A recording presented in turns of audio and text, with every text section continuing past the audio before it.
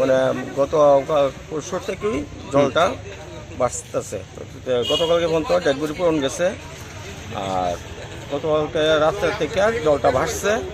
এরপর রাত্রে দুইটা বডি আইছে, দুইটা বডি তারা অন্য পাহাড় অঞ্চলে পাঠানো হয়েছে, যেদিকে উষা শ্মশান আছে, এখানেই দাহ করা হয়েছে।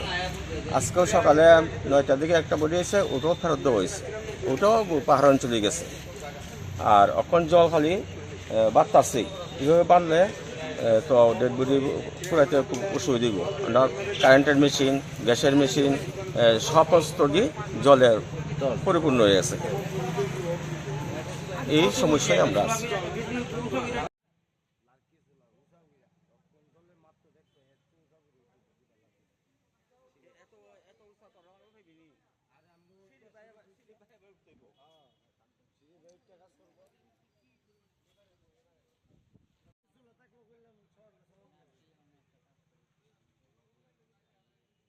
পানি কেমন দেবো মেশিনের ভিতরে জল?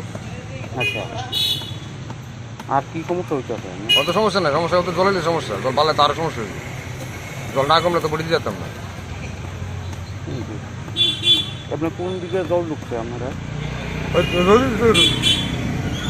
সব দিকে ভিতরে? হ্যাঁ, ভিতরে মেশিনের ভিতরে জল। মানে কালকার থেকে আসছে নাকি? কাল রাতের থেকে, রাত্রে আমি 8টা পর্যন্ত বডি দিছি, 8টার পরে থেকে বাড়ছি।